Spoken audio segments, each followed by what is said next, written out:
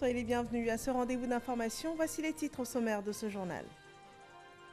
L'opération de révision de la liste électorale démarre demain, 10 juin 2020, une opération qui durera 2 semaines. Le président de la commission électorale indépendante appelle à la participation massive des populations dans un message que nous vous retransmettrons ce soir.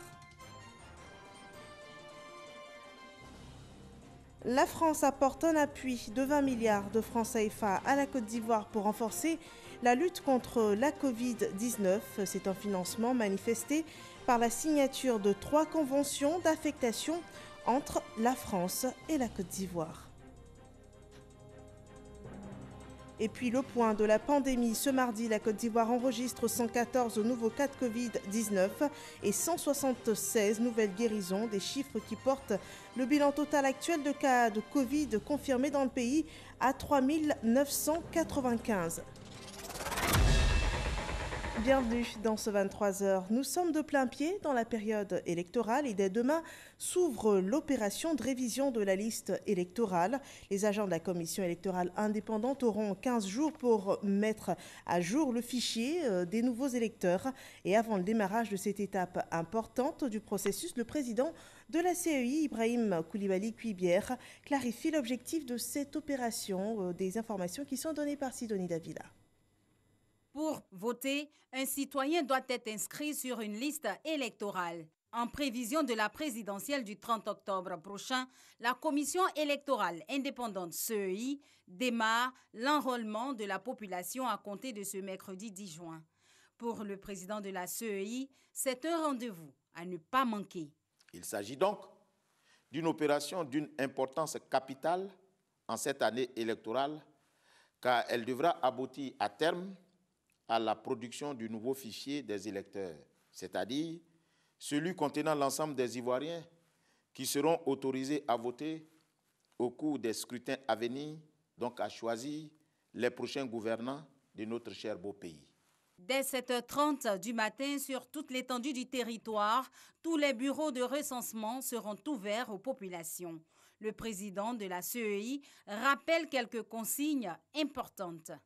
En Côte d'Ivoire, les requérants devront se rendre dans les centres d'enrôlement munis d'une carte nationale d'identité ou d'un certificat de nationalité ivoirienne ou d'une attestation d'identité ou d'un récépissé délivré par l'Office national de l'état civil et de l'identification en Côte d'Ivoire, l'ONESI.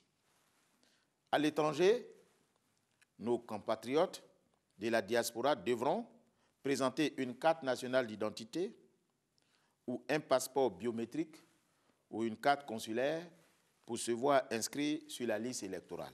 Mais qui est concerné par cette opération? Les personnes majeures non inscrites sur une liste électorale ou celles qui vont avoir 18 ans au 24 juin 2020, appelées généralement nouveaux majeurs.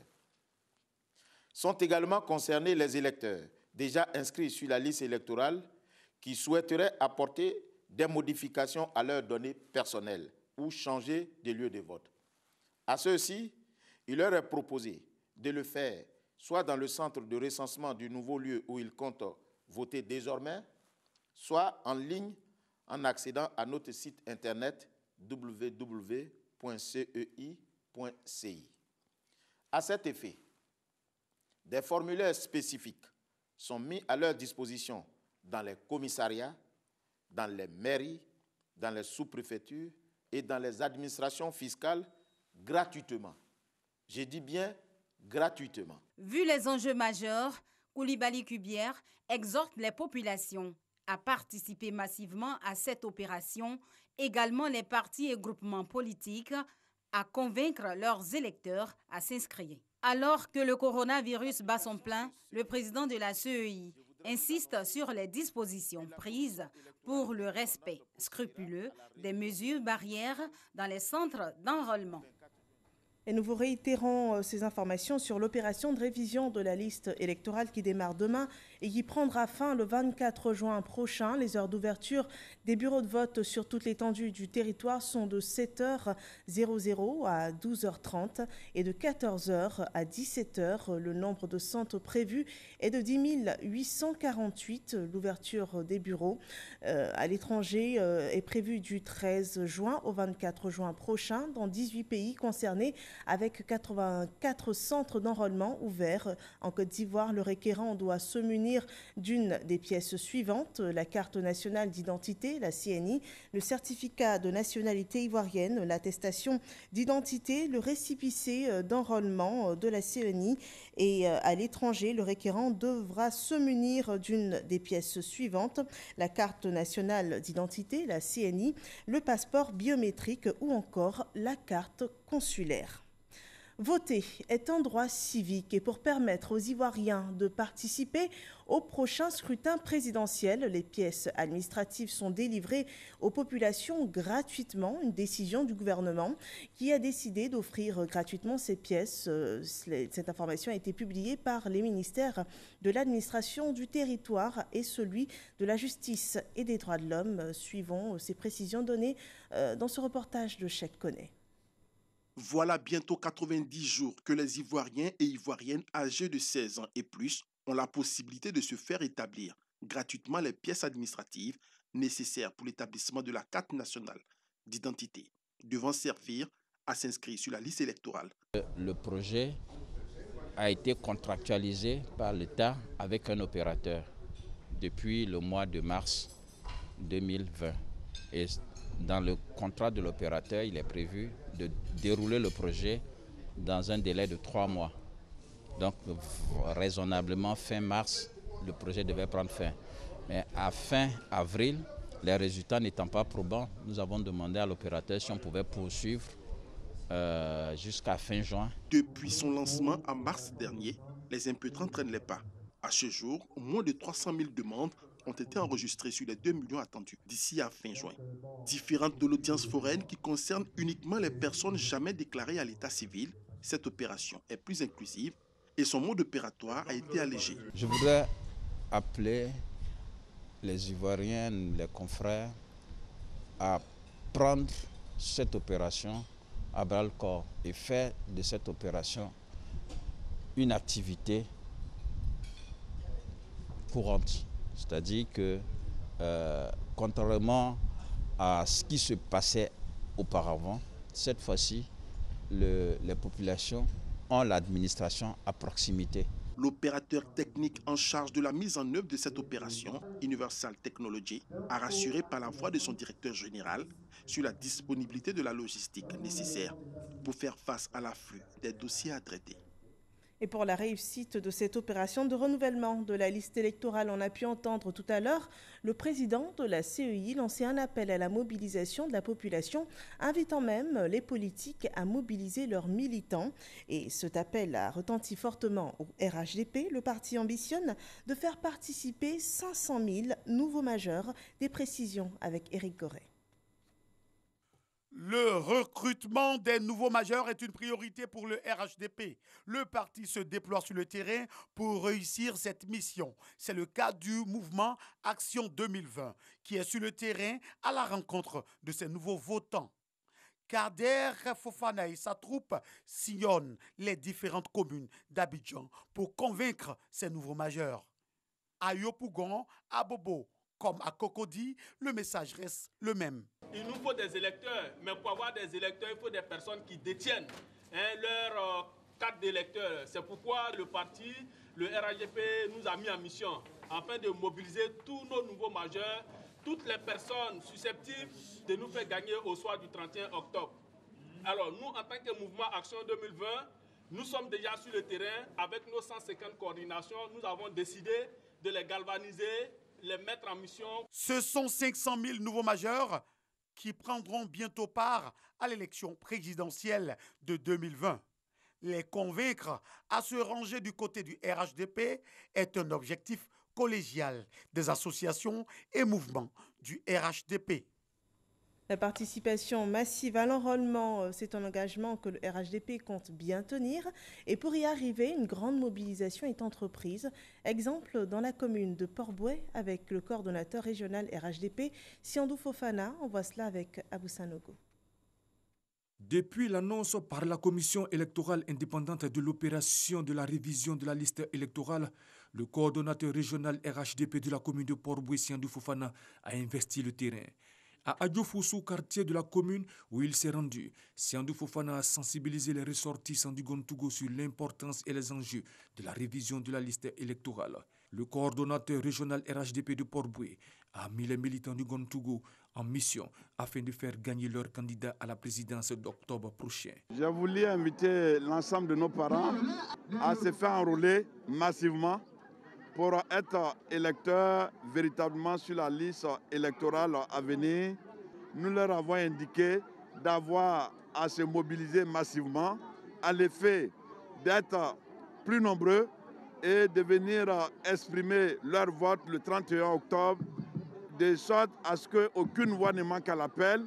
Autre sujet abordé au cours de cette rencontre, l'enrôlement des nouveaux majeurs. Il était important que pour le délai qui est relativement court, ils fassent en sorte de rendre effectif la disponibilité du certificat de nationalité et nous allons les aider pour qu'ils puissent s'inscrire entre le 10 et le 24 sur la liste électorale. Après les ressortissants du Gontougou, Siandou Fofana est allé à la rencontre des présidents du comité de base d'Adjofoubad pour les exhorter à occuper massivement le terrain à l'effet de faire en sorte que les militants du RHDP de la commune de Port-Bouët participent à l'opération d'identification.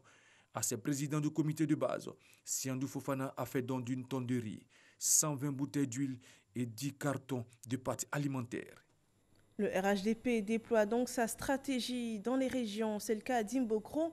Dans la région du Nzi, Adama Koulibaly met en mission les jeunes et les enseignants arrimés au RHDP. Ces missionnaires pour le compte du RHDP ont reçu des motos pour étendre les idéaux du parti dans les localités les plus reculées.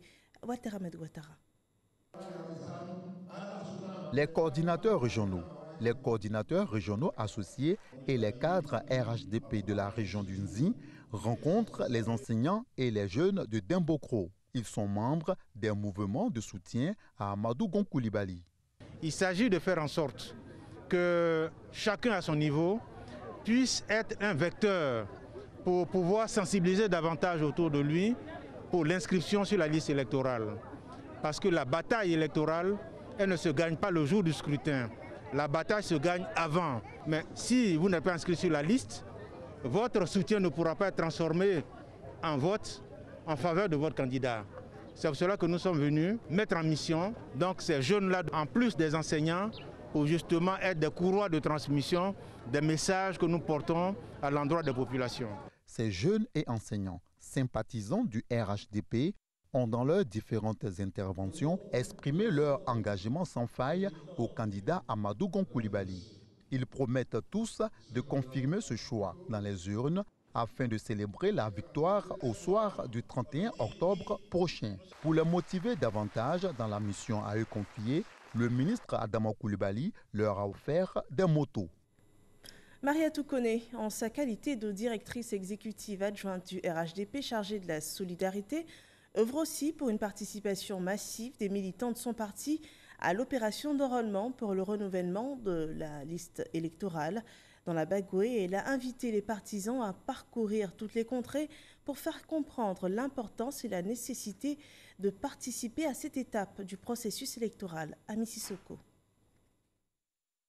Boundiali, centre culturel. À quelques heures de l'ouverture de la révision de la liste électorale, la ministre Maria Toukone, coordonnateur associé RHDP de la région de la Bagoué, par ailleurs directrice exécutive adjointe du RHDP chargée de la solidarité, en séance de travail avec les délégués départementaux, communaux et séminaire pour instruire ces instances de base du RHDP de la région de la Bagoué sur la maîtrise du processus d'établissement des documents administratifs et les conditions d'inscription sur le fichier électoral.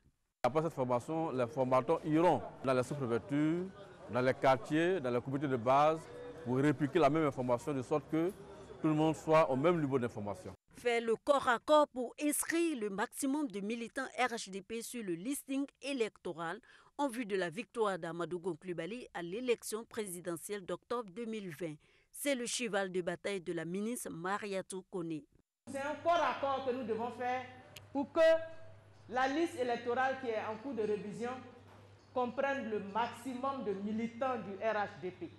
La directrice exécutive adjointe du RHDP chargée de la solidarité, par ailleurs maire de Boundiali, a aussi eu une séance de travail avec ses conseillers municipaux.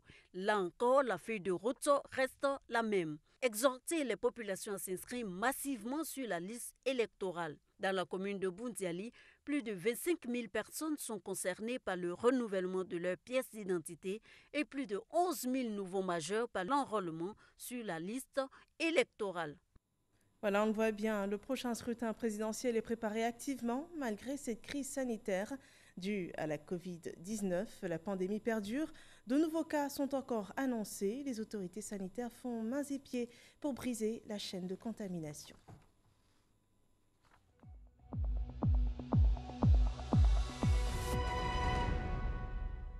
Les efforts de la Côte d'Ivoire sont appuyés par la France dans cette lutte contre la Covid-19.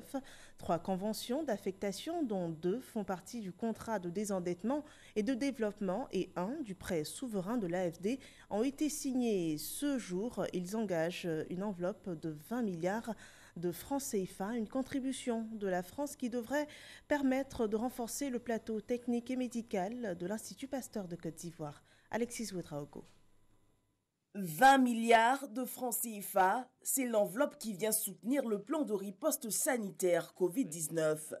Achat de réactifs pour les tests, réhabilitation de laboratoires et centres de recherche, la signature d'avenants aux conventions C2D et prêt souverain AFD qui portent l'initiative a eu lieu ce mardi à la primature. Ces avenants ont tous pour vocation de réallouer rapidement et très précisément des fonds disponibles pour contribuer à mettre en œuvre le plan de riposte sanitaire Covid-19 de la Côte d'Ivoire. Si l'État de Côte d'Ivoire est pleinement engagé dans la lutte contre la Covid-19 et la protection de ses populations, l'appui lui vient en renforcement des acquis. La contribution de la France au plan de riposte Covid-19 à hauteur de 20 milliards viendra amplifier l'action du gouvernement. Ces montants seront consacrés à l'acquisition des réactifs, des intrants et des équipements pour les laboratoires, au financement des travaux d'électricité à l'Institut Pasteur de Côte d'Ivoire, à la réhabilitation et l'équipement de 7 laboratoires, au renforcement de la communication de l'Institut national d'hygiène publique et à l'accompagnement de la recherche opérationnelle. L'occasion pour le ministre d'État Ahmed Bakayoko, assurant l'intérim du Premier ministre, d'inviter les populations au respect des mesures barrières. Le gouvernement, avec l'appui des partenaires au développement, met tout en œuvre pour protéger les populations ivoiriennes de cette pandémie et les soulager de ses conséquences socio-économiques. Ces efforts ne doivent pas faire oublier le respect des mesures barrières et d'hygiène sanitaire qui s'imposent à tous. Notons qu'une partie des fonds sera versée directement au Trésor public en refinancement des règlements déjà effectués. Les autorités sanitaires ivoiriennes présentaient il y a quelques heures les chiffres de la Covid-19 enregistrés ce mardi. La Côte d'Ivoire compte donc 114 nouveaux cas confirmés et 176 nouveaux cas de guérison. Le bilan actuel est porté à 3 995 cas confirmés. Je vous invite à suivre cette déclaration du ministère de la Santé et de l'Hygiène publique. Le ministère de la Santé et de l'Hygiène publique a enregistré ce jour, mardi 9 juin 2020, 114 nouveaux cas de Covid-19 sur 515 échantillons prélevés, soit 22,1% de cas positifs. 176 guéris et 0 décès. À la date du 9 juin 2020, la Côte d'Ivoire compte donc 3 995 cas confirmés, dont 2 045 personnes guéries, 38 décès et 1912 cas actifs. Le nombre total d'échantillons est de 32 864. Le ministre de la Santé et de l'Hygiène publique constate un relâchement dans le respect des mesures barrières, notamment le lavage régulier des mains avec de l'eau et du savon, et le port du masque lorsque nous sommes dans des lieux publics. Ces mesures ont pour objet de vous protéger et de protéger les autres. Il rappelle que la pandémie n'est pas terminée et que seul le respect des dites mesures peut nous permettre de contrôler et de maîtriser la pandémie sur notre sol. Dès l'apparition des signes tels que la toux, la fièvre et des difficultés respiratoires, n'hésitez pas à vous rendre dans un des centres d'accueil et de dépistage Covid-19 ou appelez les numéros gratuits suivants, le 101, le 119, le 125 et le 143. Le ministre de la Santé et de l'Hygiène publique remercie et félicite tous les acteurs du système de santé pour leur engagement et leur dévouement dans la lutte contre la pandémie. Et le point de la situation de la pandémie hors de nos frontières au Ghana, on enregistre 9 910 cas confirmés, 48 décès. En Guinée, 4 216 cas confirmés, 23 décès. Au Sénégal, 4 516 cas confirmés, 52 décès. Au Burkina Faso, 891 cas confirmés et 53 décès. En total, en Afrique, de 200 065 cas confirmés, 5 477 décès. Et dans le monde, au moins 7 172 874 cas confirmés et au moins 408 482 personnes décédées des suites de la Covid-19.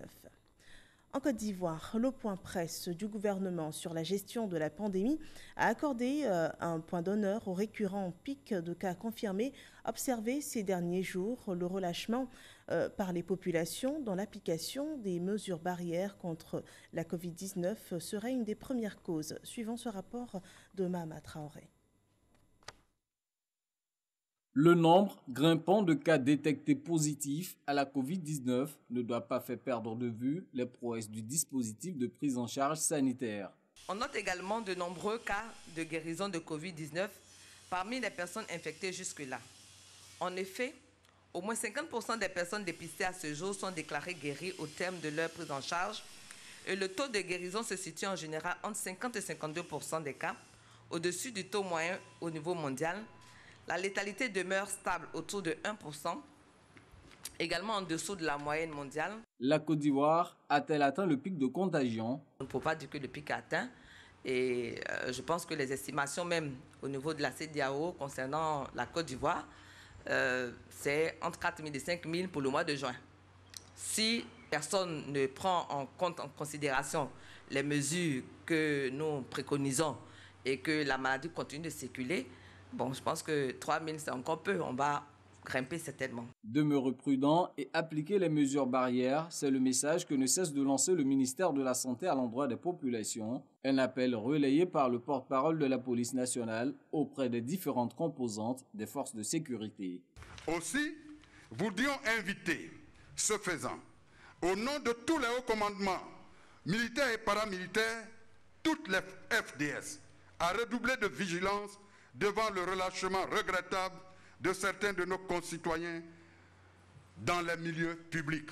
Le commissaire principal, Charlemagne Bleu, précise que le déroulement actuel des épreuves sportives de l'examen du BEPC n'enfreint pas à la mesure d'interdiction de la pratique du sport collectif. Selon lui, ces épreuves permettent de noter individuellement les candidats au BEPC. Et par ces temps de crise sanitaire et l'impact qu'on sait important sur l'économie, une solution est toute trouvée pour les PME et les startups par une convention entre la Mésofinance Cofina et la Société de cautionnement de Côte d'Ivoire. 3 milliards de francs CFA sont mis à disposition des entreprises pour la relance de leur activité. Les explications de Francis Boifo. Par cette signature de convention avec le groupe de Mésofinance Cofina, la société de cautionnement de Côte d'Ivoire, Socasi, apporte un début de solution à la question de financement des petites et moyennes entreprises PME et les très petites entreprises TPE. La Socasi a mis à la disposition de l'une des filiales de Cofina en Côte d'Ivoire la somme de 3 milliards de francs CFA pour accompagner les PME. Vous avez évoqué le montant de 3 milliards. Ça doit générer 18 milliards de francs de prêts aux petites et moyennes entreprises, donc 6 fois plus. Dans cette période de Covid-19, les petites entreprises sont victimes de tensions extrêmes de trésorerie.